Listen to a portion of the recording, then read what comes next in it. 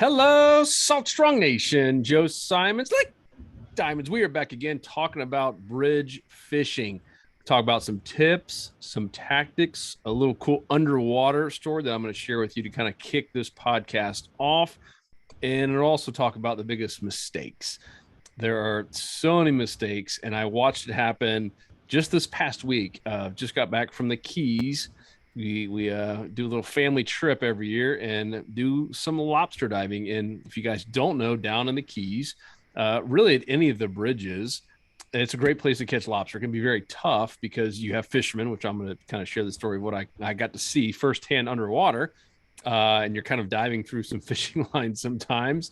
And also you got current and you got sharks and all kinds of stuff because of the ecosystem down there. And so it was very eye-opening, and I wish I could just yell out at some of these fishermen. One, to be a little bit more respectful. When you see divers, you don't go drop a lead down. But two, hey, you're fishing in the complete wrong area. And so we got a crew here. If you're listening in, let's see, we got Wyatt, Justin, Austin, and Richard. Luke is actually still down there as I'm recording this, down in the Keys, doing a couple more dives just to maximize the amount of lobster that he brings home for us to feast on. So, guys, welcome to the show. What's going on, Joe?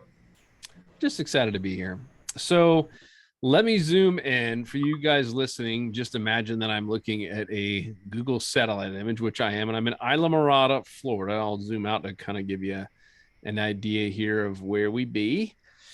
So I'm going to zoom in here. In this particular bridge, we dove channel 2, channel 5. The next one's Long Key Bridge. All of those we did quite a bit of diving on, and this one in particular is where I saw the most fishermen while we were diving. And obviously, if we get there, we're looking for areas that don't have fishermen on the bridge and obviously avoid them. Like I said, there's a couple of times where we're clearly like anchored underneath them and guys will literally just drop right next to you, which I thought was kind of rude, but it happens. So right here on the bridge, hopefully you guys can see it. That's the little pier. It's right off. So you park over here, which is public parking right here, and you walk. This whole area here is kind of a fishing pier, and they have the same thing up here on the south side, really west side, but south if you're looking at going south in the Keys. And then out here, can you guys see this where my little arrow is? This is they're basically look like just big towers, and they're big structures for cables. So they have all the electricity cables going along here, and these are massive towers, like 60, I don't know, maybe 80 feet tall. And it's a really big piece of structure. And so we like to dive both these little tower structures and the actual bridge. But what was interesting, so let's just say I'm over here on this one. It was one of these. And it was one of these. And I'm watching all these fishermen over here, and they're casting out as far as humanly possible in this area. So instead of dropping right down below them, they're casting out, like they're hurling these things out here. Now, here's what's interesting. Peter Deeks always talks about it. He's like, you can learn so much. Probably the best education you can ever get as an angler is to put a mask and snorkel and fins on and go underwater and see where the fish are, see what they're attracted to, see how they're positioned. And so this was crazy. And so I was here for 3.5 hours. So I got to see, it wasn't just like one part of the tide cycle. We got to see quite a bit of it. And in 100% of the cases, there was not a single fish from here to here. Not one. Like literally, it was a ghost town. There was one little area, I won't share it because there was one little piece of structure, but that had a few fish. But besides that, there was literally zero, as in like not a single fish to be found from this piece of structure to this piece of structure. And if you guys are listening, I'm talking about these big towers to the actual bridge. Now, as soon as you hit this shadow line and as soon as you hit the bridge, boom, it was like all of a sudden life opened up. I mean, you saw tarpon, you saw tons of snapper, you saw gag grouper, you saw Goliath grouper, you saw even some hogfish in some of these little holes. There's all kinds of cool stuff. It was amazing. And I'm watching these fishermen who were like literally not dropping down. The ones who were catching fish were just dropping straight down. And these other knuckleheads were casting as far as they could, thinking, I don't know what they were thinking, but they couldn't cast far enough to hit these towers where there were some fish because there's structure there. they were missing all this. And so, as I mentioned a couple of times, people are dropping right next to us. This is so tip number one, is to maximize the structure. And if you're fishing a bridge, I mean, and obviously every bridge is different. You have jetties and stuff that can be considered similar. So you're going to have different situations, but all three of these bridges, the same thing held true, where all of the fish were within, I'd say 2 feet, maybe 3 max from the actual structure. They did not move off. They weren't out clowning around. They weren't playing tag with their friends. They weren't out there going back and forth. This was literally a ghost town the entire 3.5 hours that we were diving back and forth in this entire area. So that is tip number one. Tip number two is, it was really interesting as we saw some knuckleheads drop lines right near us. I mean, you could see, their thick monolines, and I could see their hardware and their big weights. And I watched these fish, especially some tarpon, they were going up and they were checking this out. Like, not once did I see a fish just see something drop down and go attack it and all of a sudden be hooked up. Like, these fish were like nosing it. They were checking it out. They'd run away from it. Like, it was an incredibly slow and like painful process. I thought maybe it was just because I was there, but they were doing this time and time again. And I thought that was very interesting. So tip number two there would be to minimize your hardware and try to have like the lowest test line you possibly could, because it was fascinating, especially the tarpon. I mean, they were certainly curious. It was almost like they saw a hook or they saw something, and they would go up next to it and almost kind of nose it, and then they would turn around and say, adios, I'm out of here. Really, really, really wild. But the number one thing I wanted to share with you, because it just happened, was if you're fishing a bridge like this, for instance, just be as close as humanly possible to the structure. If there's no structure, there was no fish. I mean, zero. It was an absolute desolate ghost town. And anytime there was some structure, like these pilings here on the towers or the actual bridge structure, there was tons of fish, like tons of life. So I love Justin, Wyatt, any of you guys chime in on some other thoughts about this, or if you want me to go zoom in on some other bridges. I wanted to kind of start with that story just because it's so fresh, and I watched it happen this past week. Yeah. Justin, you beat me to it. You're on it first. Well, so I've fished the bridges down in the Keys before, man, and it's a unique fishery. There's so many bridges. There's a lot of water, and listening to you talk about just observing the fish, because you weren't down there to fish. I mean, you were down there to get some bugs, get some lobsters. So you had some time to just keep your eyes on and see the behavior of these fish and what they were doing. And it's very much a 90-10 when you're bridge fishing. There's so much space out there that you said is desolate. And down in the Keys, that water is honking, especially with this big moon phase you had. Currents moving pretty quick. Whether I fished in Jacksonville, which I want to hear from Richard and Austin, because I remember fishing up in Nassau Sound and Clapboard Creek Bridge and stuff up there, or fishing down here, there, and Long Key Bridge a little bit south of where you were, Joe. You've got these pilings, and people don't fully take advantage of it and understand that right below you, where that center concrete piling is direct, depending on what direction the current is coming, it's going to create this eddy, this little wash where there isn't that intense current, and all of these fish are going to wait in ambush behind those pilings. Depending on incoming or outgoing tide, you're right, dropping straight down is the primo place that you want to have your bait.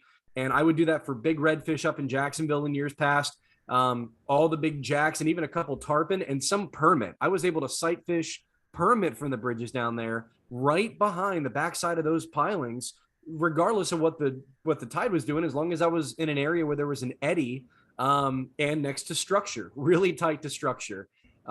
Where you pointed out on those bridges, you've got a section where people can come out onto the fishing pier, and then you have the actual driving bridge, and there's that gap in between the two. So if you zoom in a little bit, you were pointing out those towers. You're right. I guess they're like cell towers or electric towers or something. Yep. But from the actual bridge that people are on, it looks like it said something Heritage Trail to the Overseas Highway, US 1.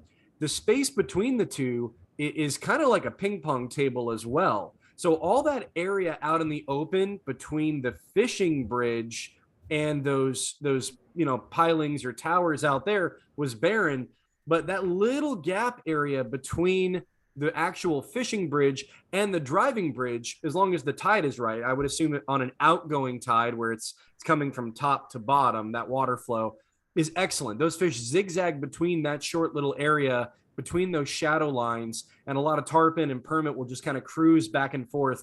And they might not be super oriented to structure, but they're going to be in that zone because they have different structure in a short distance between each other to bounce back and forth from.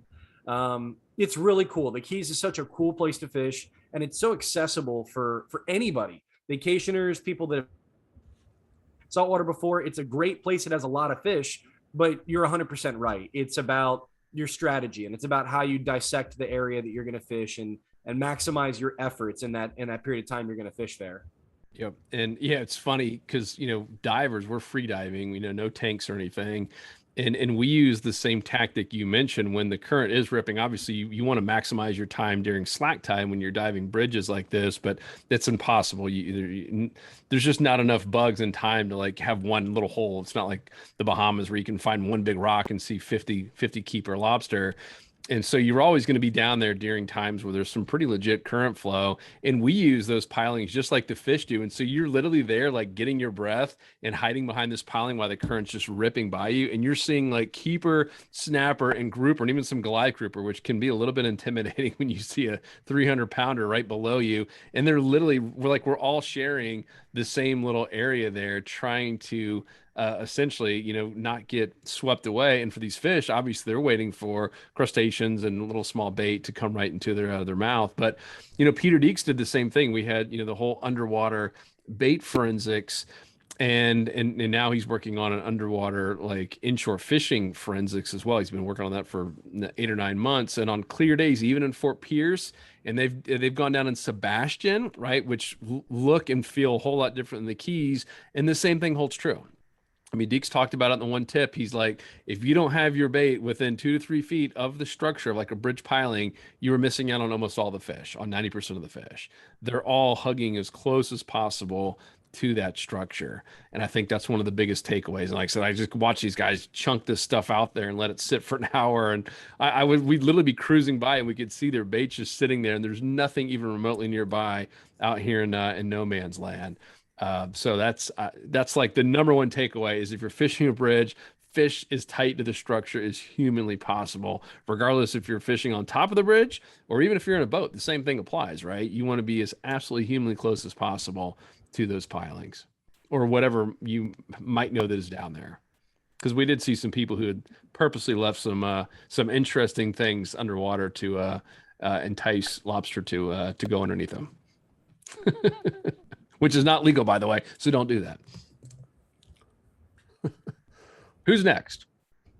Yeah, I can talk a little bit because I was just doing some bridge fishing over in Pensacola with some of our members of the Insider Club, and it was the exact same story. There weren't a whole lot of fish that were off of the bridge. All of the activity was centered near the pilings. And if you've got a bottom reader and you're going over these areas, the pilings were extremely consistent, but we did find some structure that was under the bridge itself. I guess there was a hurricane and that had destroyed some of the bridge, and some of the rubble from the bridge had been displaced underneath the actual structure itself. It was close to pilings. And that was where there was a lot of congregation of fish. We got on to snapper and trout. It was just a really big congregation of activity there. It seemed like you could look on that bottom feeder and see all these fish on top of the structure to the sides of it. But it was the same thing with the pilings as well. And, bouncing jigs down there, putting live shrimp down. It didn't matter what we put down there just because those fish are going to stick close to structure. When it comes to bridges, it's just usually a lot of open water around it. There's not a whole lot they can bounce between. Justin did give the good example of the fishing bridge in close relation to the larger pilings on that bridge. If there's another big piece of mega structure nearby, I will see fish kind of bounce between those two. But it seems like if you've got a bridge that's over an open bay or it's connecting to, large islands, it's usually in an open channel. And fish will just, if that's the one piece of structure that they can hang by, they're going to stay there pretty much the whole time. So just focusing on your presentations near that structure, or structure you can see on your bottom reader that's actually close to the bridge. I wouldn't say structure that's too far off, but any structure that's under the bridge itself or just the pilings, that's where you're going to get the most activity. Yep, love it. And with a lot of these bridges, they've been around for a long time, regardless if you're in Florida, Texas, Carolinas, doesn't really matter. And there's been bridges that have been replaced completely. There's been a lot of times where they'll keep the old bridge and they'll tear down part of it and leave part for like a fishing pier, right? And in every one of those cases, there was a tear down and then there was a rebuild. And it's just like any kind of contractor for roofing or anything, stuff drops, it slips. And it's very evident when you're down there diving and seeing what's down there. And there's massive blocks of concrete, which is structure, and that holds all kinds of shrimp and lobster, and then all the fish are around that. So if you can do any kind of due diligence about where existing bridges used to be, if there was one nearby, or where they were doing construction, you will be blown away at the stuff that is left by these contractors, whoever's building these things. Because think about it, if they drop a big old piece of concrete or even just a cinder block, they're not going back down there and diving to retrieve it. They're just like, oh, it's underwater, it'll create a reef. And in many cases, probably it's encouraged in some areas. So just know that there's all kinds of stuff down there, and usually it's right underneath the bridge or a couple feet from it. It's usually not out 50 or 60 feet. And so I think the kind of the theme you're hearing is you don't have to have an 8-foot rod or even a 12-foot rod like your surf rod to cast out a mile. Rarely are you going to see fish, a lot of fish activity out there. Maybe there's some cases. What do you guys think? Are there some cases where you fished a bridge where you got to completely launch it away to really get a bite? And I'm not talking about like a jetty. I'm talking about like a legit bridge. I wouldn't say so, because most of the time a bridge is going to go from one piece of land to the next. And in a perfect world, I guess, the center of that bridge is typically going to be where your channel's at. So more than anything, you would work that water column, go deeper towards the channel before you would, cast way out. Now, you might have a hole out there, you might have a rock pile out there. And if you're casting towards something like that, that definitely could hold fish. But let's say that's not there and you are not aware of anything that's out there. For the most part, it's best if you just keep your bait right there at that structure, because bridges are like literally an inshore reef. It holds crabs and bait fish all year round, from shells to attract sheepshead, redfish, black drum. You'll get all your fish that are coming past that bridge have to come past that bridge. And if there's bait there, likely they're going to feed there. But yeah, for the most part, keep your bait close to those pylons. If there's something else going on out there, odds are you're going to see it. Like whether it's tarpon that are coming through, you're going to see them surfacing. Or if there's bait that's coming through and it starts getting blowed up on, then okay, yeah, there's some fish out there, I can make this cast. But for the most part, you're going to keep your bait right there at that bridge. Cool. What you got, Richard? Yeah, and kind of going back off of Justin's point, bridges, these are typically high current areas. They're a lot of times between two larger bodies of water, and a lot of times even kind of a funnel. So there typically is some really good current flow there. And a couple good things with that, a lot of times your bigger fish will be in some of these areas because they can take it, so going back to what Austin said as well, those current breaks and those eddies are going to be really where you want to target. And personally, up here we have such huge tides over here on the East Coast. I really like targeting bridges during the top and bottom thirds of the tide, because if not, it's almost it's a washout. There's so much water rushing through there. It's really even difficult for the fish. I'm sure as you experienced even down where you were, Joe, it's just hard to stay in that current for any extended period of time. Yeah, that's when you get back in the boat and have a lunch break. Yeah. Yeah, when you're diving. Cool. That's what's cool about it too. Yeah, you can find bridges that are all over too, though. If you're fishing a bridge that's closer towards the inlet, you might be more available to one certain species, and then you go further back, there might be another. Like just for an example, there, like here in Jacksonville, the St. Johns River is huge. So if I'm fishing the bridges that are out closer to the inlet, I'll have my redfish, trout, flounder, and a bunch more, a ton more. I couldn't even name them all, but If you go further back in the river where the water starts to get fresh, you can actually get striper and freshwater species as well, you know. So it really depends on where you're at on what species you would get. But, you know, bridges can be good to fish anywhere. Well, what was really interesting too was the bigger fish, particularly like the tarpon that were roaming.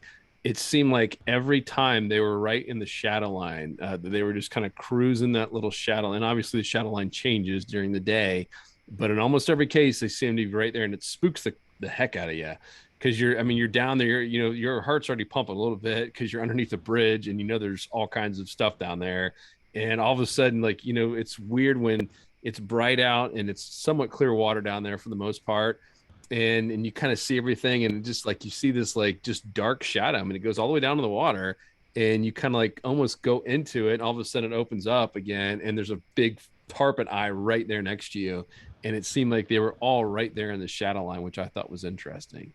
What do you guys think? Do you, when you're fishing bridges, Justin, you targeting these shadow lines? Well, I was going to piggyback on Austin, and you guys are starting to make mention about what species you're targeting, because the species that you want to go for, and the better you understand the behavior of those species, the better geared you're going to be to catch them. Redfish, black drum, and sheephead, they're big crustacean eaters when they're hanging around pilings and structure and bridges. So they're going to be pinpointed real tight to the pilings and any piece of structure, because obviously that's where the crustaceans are going to live. Tarpon are kind of like a mixed match. Like they're, like you said, they're cruising around, they're hanging in that shadow line for sure. I do remember most of the ones that I would sight fish down in the Keys are right in that shadow line, kind of suspended. Or same with barracudas. They were just kind of chilling there in the shadow line, waiting for an easy mullet to swim by. But what you fish for, you should better understand what the behavior of that species is. They're all going to be oriented to the structure in different ways. Not all fish are going to act the exact same way on that structure, is kind of what I'm saying. So yeah, for tarpon fishing, absolutely. Even in the daytime, when it's clear down there, you can sight fish them on the surface. And then, throughout the Atlantic coast or the Gulf Coast, if the water's a little bit dirtier, they're going to hang out in that shadow line, usually on the down current side, waiting in ambush for things to sweep past to them. But I'm thinking about in the winter months, the big black drum that hang out at the bridges there in Brevard County. Me and Tony, he's not on this call, but we've done that before in years past, where you find just wads, you find big schools of 50 or 100 plus fish hanging out on these bridges, and you constantly have to try to meander in between all the pilings of the bridge until you mark the school. Otherwise, it's all these fish congregated really tightly together, and we don't find them outside of the bridge. They're in between the pilings, in the shadow line sometimes if it's really sunny out, and you've got just a zone to be able to fish them. So if I were landlocked, absolutely, like I would make sure that my bait is a combination of both being right next to structure, and if I can get it in a shady area, that's even better. Those are the two things I'd look to. If we're talking about bait positioning, that'd be kind of my starting point. That's good. Let's talk about bait. We've talked a lot about where to find the fish. What do you guys think bait wise? So I'll say in terms of bait, like Justin said, it's a very crustacean focused environment. Joe, I'm sure when you were down there, you didn't see too many small bait fish. Most of the predators there got big from eating a lot, so there's not a huge supply of bait fish down there. And when we start thinking about how we're going to work, our artificials or how we're going to put baits down there, unless you pin like a mullet to the bottom or pin a pilchard to the bottom or a pinfish, something like that, it's hard to, have a bait fish presentation. And a lot of times being in areas with really heavy current, unless you get it right behind that piling, it'll kill stuff pretty quickly. Same thing with, small shrimp, things like that, but you can drop down crab. Crab is, I think out of all the guys that I've been out with and spoke with, I don't typically use a whole lot of live bait, but a lot of the guys that I know that are really successful around bridges drop down crab. It's a pretty hardy bait, and drums seem to love it. I know fishing around bridges for tarpon, you can float crabs. We've seen that with some of the stuff we've done with Peter Miller, and bridges similar to where you were, Joe, just floating crabs, blue crabs, pass crabs, things like that. But if I was going to be using artificials, I would opt for something like a power prawn, just because when we think about how we need to swim a paddle tail to get action out of it, the power prawn is nice, and it's why I think Luke uses it so much around docks too, is because you can put it right next to a piling and you can work that piling for several seconds just bouncing. You can work that one small spot and put a lot of action in an area without taking it away. With paddle tail, you're going to get one pass around that piling as you swim it, and then you have to recast, put it back into position. If you're next to that piling with the power prawn, you can bounce, bounce, bounce. Same thing when you put down a crab, it stays there. It's really hardy. That mullet or that pinfish is likely going to get killed by that current pretty quickly unless it's right in the current break in that eddy. But most of those, really large fish thrive on those high calorie crabs. We talk about what makes redfish grow biggest. We see redfish that feed on crustaceans to have a little bit larger bodies. The ones that feed on crabs, those are usually what the tournament guys go after because they tend to put on a little bit more weight. So they favor crabs, I would say, near bridges. Just, I know you've done a lot of really big drum fishing near those bridges. Do you see that similar trend? Do you see more bait fish focus, or is it more of a crustacean pattern that you see there? I'll agree that fishing with crab is the way to go for big reds, big sheephead, and big black drum. You got to have a lot of patience to fish with crabs, and you need to have a lot of crabs. Because anywhere that I've soaked crab on bottom, if I put in the time and I make sure that my bait is fresh and I check it periodically, I'm going to pull out a big fish. But, the crab chunks can get picked apart by smaller critters down there. There are, depending on where you're at, like sergeant majors and pinfish and just, toad or what is it? Toadfish, right? Like oyster toadfish, yeah. Toadfish. Just there's all kinds of stuff down there that peck apart the inside of a crab carapace, and it drives me nuts. So, if I soak a crab, I'm going to do like a half crab or a whole crab and just take the legs off and go for broke. Like if I'm fishing a bridge, I know that there's monster fish around, so I'm going to use a monster bait, and I know I'm going to put in a good 6 hours for one big bite. But if I wasn't going to use crab, my second go-to is actually going to be a big fish chunk. So like a big mullet chunk, ladyfish chunk. Even if all I had was pinfish, live or dead, I'm okay using a finfish. But I know that, redfish, tarpon, other fish that might not be super keyed in on the crustaceans because the little guys are getting to it first. I'm not above soaking a big, fresh hunk of fish on bottom. You're going to have to weed through sharks. I think that's going to be an inevitable. If you're going to soak a big piece of mullet or a big finfish or bait fish, there's going to be chances that a big bonnet head or a black tip's going to come by and pick it up. But those are, I'd say, would be the two that I go to, or crab, like fresh live or half crab, chunk of mullet. And then the power plant, I thought about how you present your lure. So let's say you don't want to deal with bait. Okay, let's say you do want to go out there with artificials and you don't lug the bucket down there with an aerator and you still want to catch a couple fish and you've only got a couple of hours to do it. Definitely the power prime, and really any lure that you use, I would keep in mind that how you present your lure is going to be very different than how you present your bait, live or dead on bottom.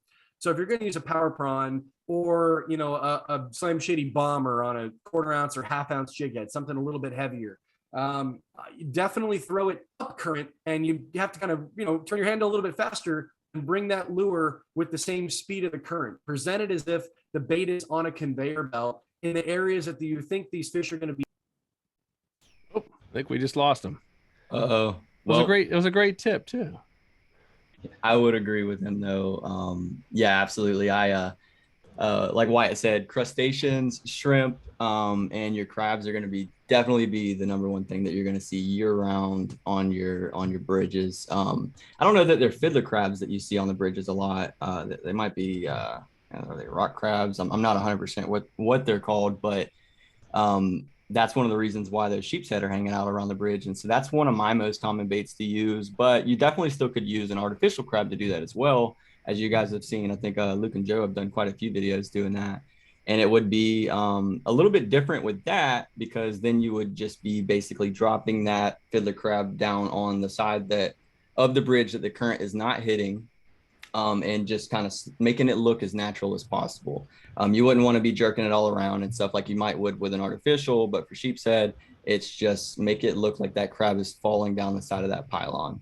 And yeah, so same thing though with the big crabs and stuff like that is normally what I'll use when I'm fishing bridges for big fish. I'm either going to use a cut crab, a piece of cut mullet, and for the most part, those crustaceans are what you're going to see until it gets into the fall time, or kind of like right now. We've already here in Jacksonville, we've already got some big bait showing up. So you got some bigger mullet coming in, and those can be a good thing to have sometimes fishing around the bridges too, floating, because that's normally the giveaway for like tarpon here. Normally you'll see those big schools of mullet coming in, and then the next thing you know, you got a bunch of tarpon rocketing on those mullet.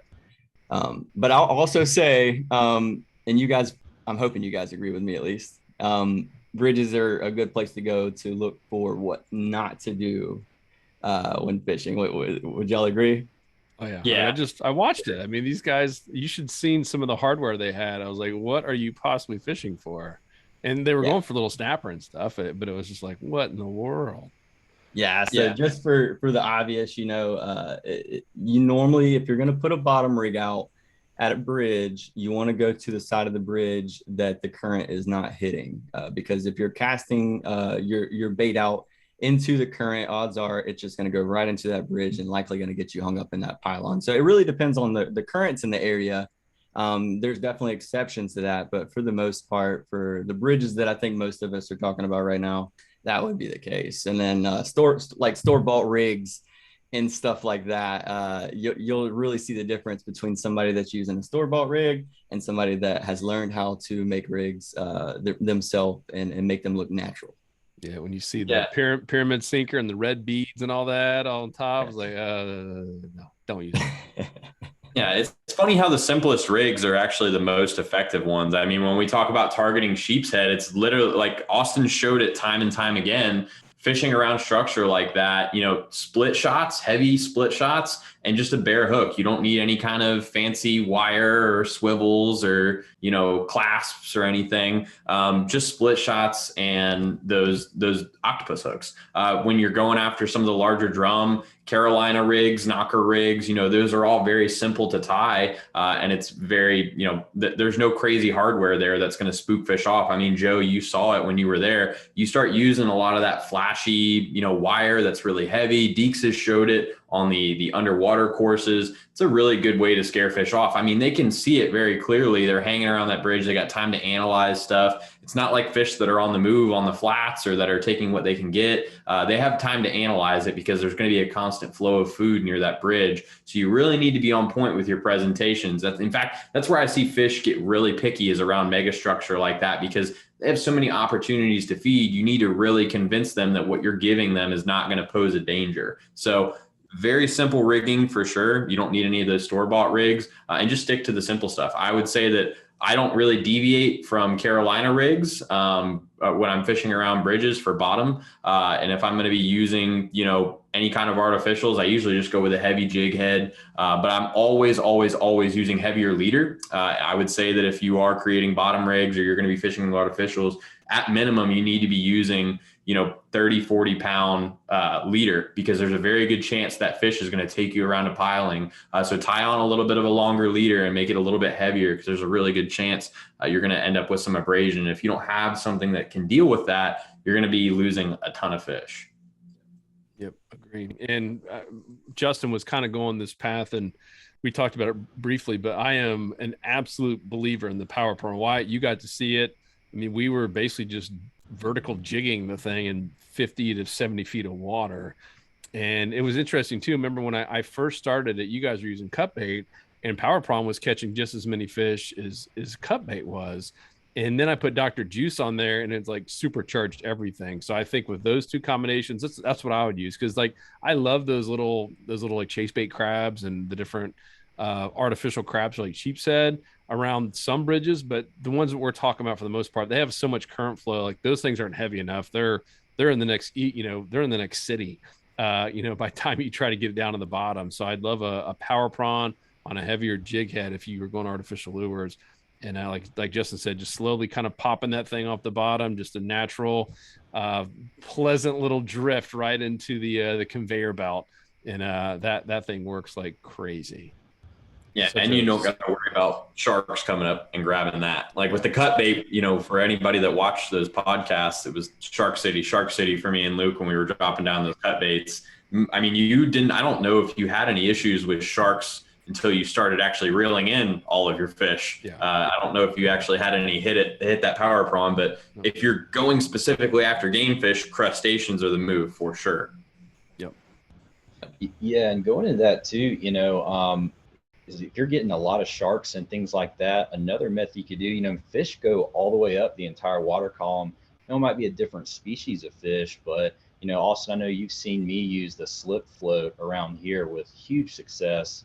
And you can put a heavy dropper weight on that and a little bit of leader, and you can actually target and find out where those fish are holding, move down a couple feet each time until you find them. And that'll alleviate a lot of those, if you are getting a lot of sharks or undesirable, fish, as well. And it's hard to pass up a juicy shrimp, dead drift right by those pylons. But again, you want to be right next to that pylon, just like bait naturally would be getting washed out. And those big predator fish can jump in the current real quick and grab it and then head back into that kind of safe harbor zone where they expend less energy. Yep.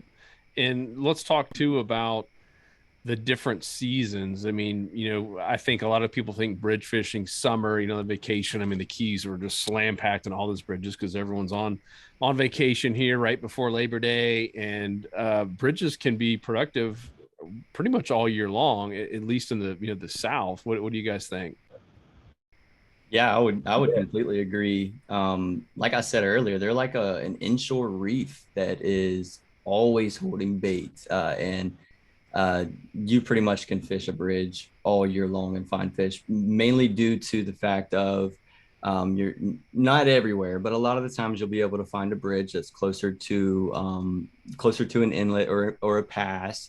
And then also it's going to cover a wide range of depths. So, as the seasons change and those fish are moving through different depths, you also can do the same thing up on top of the bridge. Or if you're in a boat or however, and just something else I wanted to throw out there real quick is weather. Bridges are one of my favorite places to go when it is a rainy day and I got to go fishing. And I'll just go find a bridge that I can tuck up underneath, and I still can get my fishing in without getting soaking wet. But just wanted to put that one out there.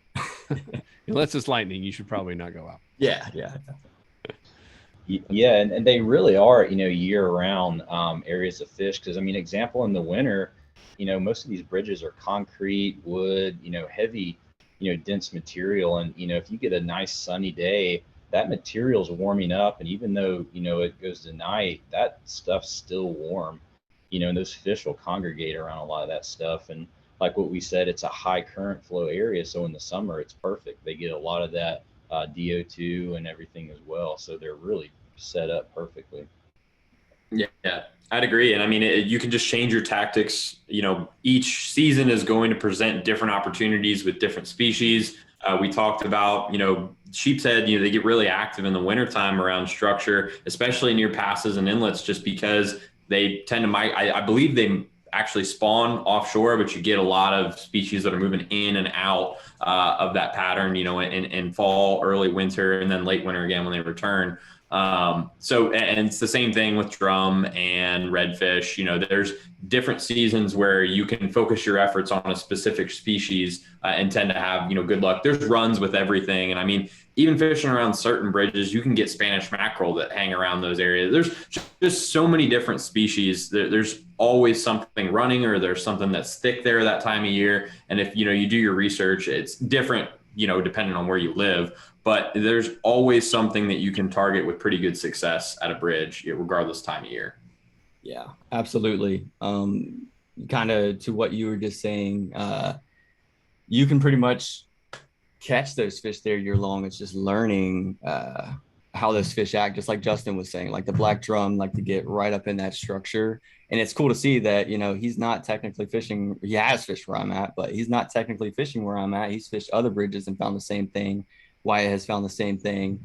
And so it's learning those species and then applying that. So like for example, what Wyatt was just saying about sheep's head, when in the wintertime they get really fired up, and you'll sometimes even see them coming up close to the tops of the pylon. So you might, rather than just dropping your bait straight down to the bottom and using a heavy weight, then you might, put a smaller weight on that's just enough to not let it go in the current, but you got some control over it, and you can slowly, naturally lower that down so that you can figure out where those sheep's head are holding at, just like what Richard was saying with the float rig and adjusting the depths.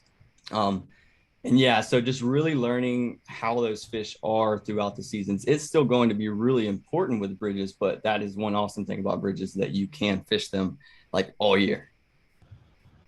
Yep. And then the final tip is, if you have a very clear day, maybe it hadn't been raining in a while and it's just beautiful out and the sun's out and it's a slack tide, go dive a bridge. Obviously do it safe as possible. Have a dive buddy, but you would be surprised, one, how safe it is. I mean, you rarely hear people getting bit by sharks when they're out on the surf. I don't know that I've ever heard anyone getting, bit while they're under the bridge diving. I've seen them, and they stay away. I get more intimidated by the big Goliath grouper because they come right up in your face, and the sharks, like, they kind of bolt, which has been really interesting. But it is just so eye-opening what you can see. And I mean, Peter Deeks hammers that. That's why, his last course and now his next course, if you're an insider member, doggone, how awesome was that underwater bait forensics, where he took all the different baits, and including places like bridges and places with a lot of current, and showed exactly how the baits are looking, how they're being presented underwater. And the next one is how fish are feeding underwater, kind of like what John Skinner did with his underwater fluke videos, on how fluke are actually attacking bucktail lures that are being presented to them in a variety of different ways. You can learn so much. And so Deeks is going down with his camera guy on, trying to find those clear days. And he's like, man, I am learning so much about how these fish actually position, where they are, like why they're in these certain 90-10 zones at certain times of the year. And then number two, how they track baits. I mean, like that underwater stuff Luke did with the trout, right? That was very eye-opening to see how they track it, and then how they're, I mean, almost kind of like sucking the thing down and like bending it in half and just annihilating it. So stay tuned for that, you insiders. We're gonna have a really, really cool course coming here with Captain Peter Deeks on underwater, basically kind of fish behavior and biology. Gonna be really, really cool. And I see we have Justin back. What happened? Your internet go down? Called round 2. Yeah, I got the blue screen, flagrant error. but I'm back. He's back. CPR, I'm here. Yes. Brought it back. Well, we're about to close it up. So any final thoughts, Justin? Yeah, I think if you want to go out and fish a bridge and you want to be prepared but not bring a giant beach cart out there with everything, ask yourself this question: am I going to be dedicated to using bait, or am I going to fish artificials and make it a quick 2-hour trip? If you're going to bring bait, I say all you really need is 2 rods, a backpack full of a couple different terminal tackle for different weights and leaders and hooks, and then a bucket of bait, fresh, live or dead. Doesn't really matter, as long as it's the bait that's appropriate for the area that you're fishing and the fish that you're trying to catch.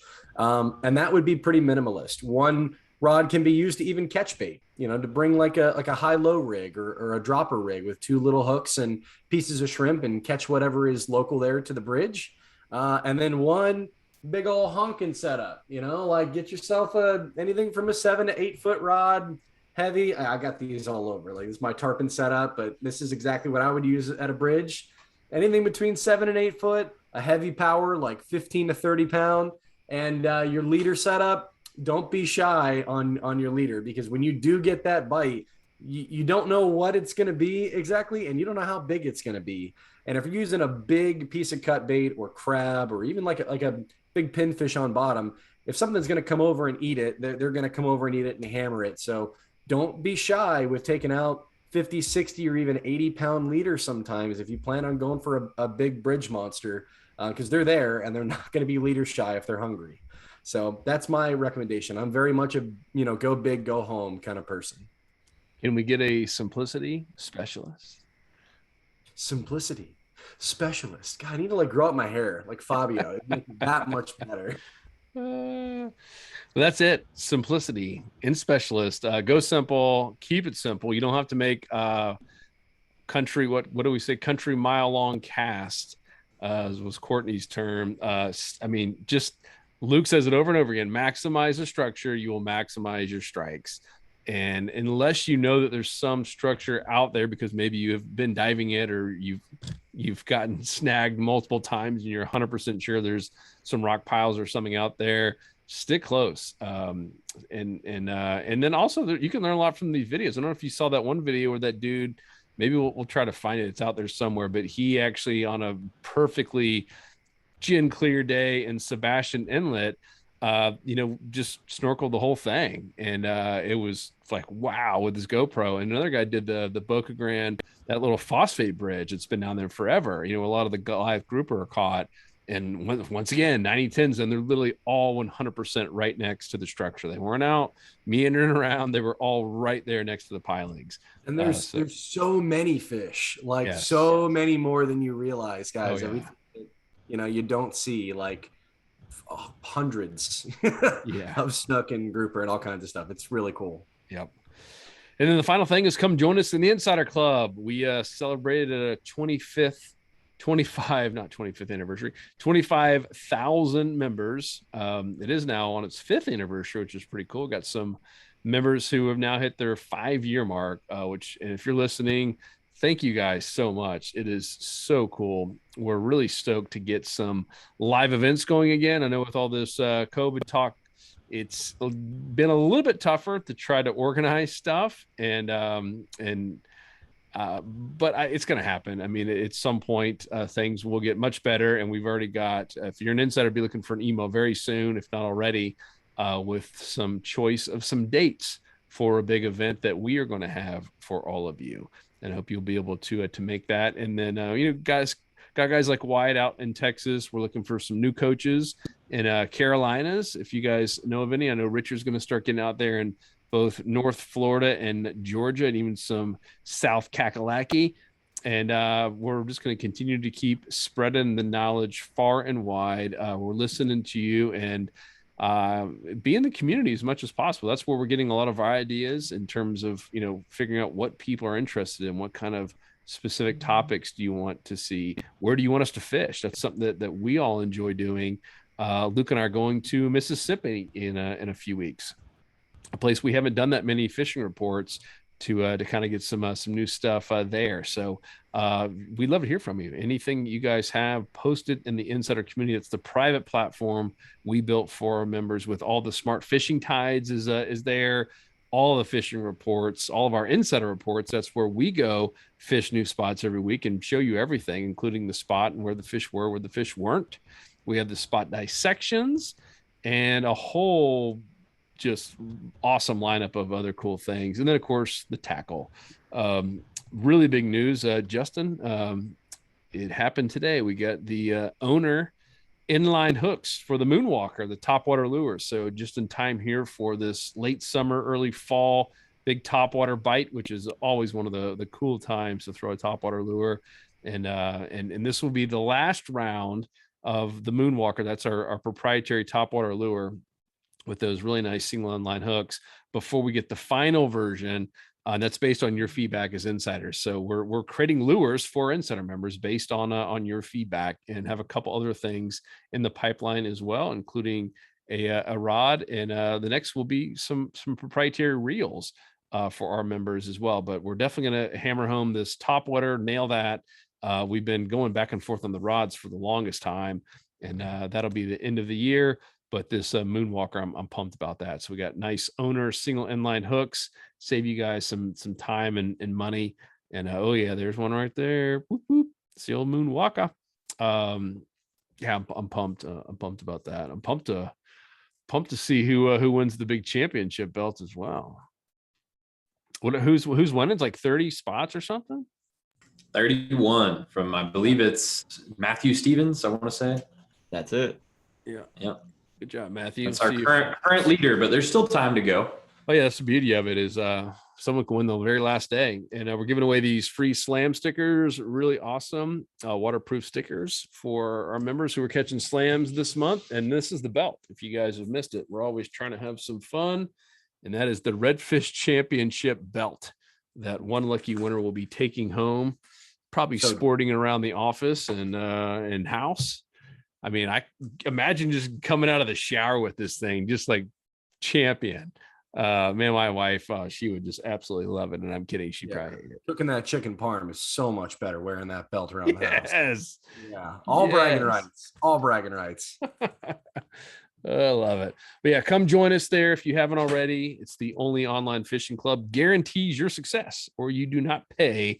And really two big goals is save money on the tackle, because we're all buying tackle, regardless of how much we say simplicity. We also like buying tackle. We like trying stuff, so we get it. So we want to help you save money there. Buy 20% off or more on everything in our store at fishstrong.com. But two, and probably even more importantly, is showing you what not to buy, right? How to avoid the mistakes. So we go out there with our own hard-earned money and try out all of this tackle, all the stuff that you see us do reviews on.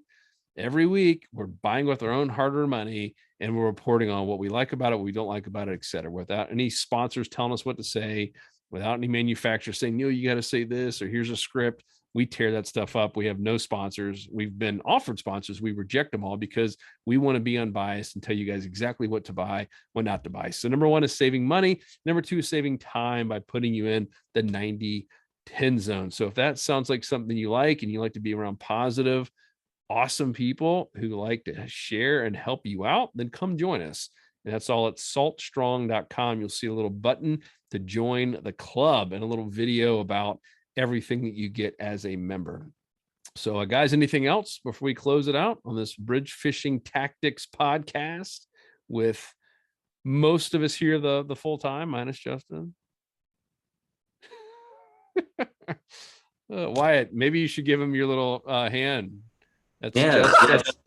Justin leaves. What time is it? It's time to drop off the call. Oh, this has been good, guys.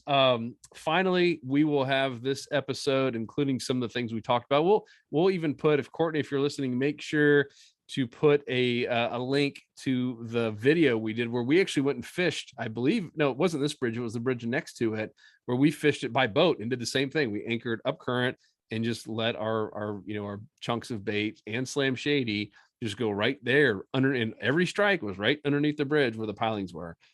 So we have some of that footage as well. And of course, if you're an insider member, you get to see a little bit more on exactly where we were and have some really cool tactics that we don't share with the public. So once again, join us at saltstrong.com. Otherwise, please like and subscribe if you haven't already. Follow us everywhere on social media. And of course, if you're listening on the podcast, please give us a thumbs up in terms of the review, the 5-star review, depending on what platform you're on. It helps us out big time. It helps us to be found. We like to be found. It helps us get more listeners, helps this whole community grow, helps us get bigger discounts, better deals for you guys. Everybody wins. So that's it. We will talk to you guys in the next episode. We out. Peace.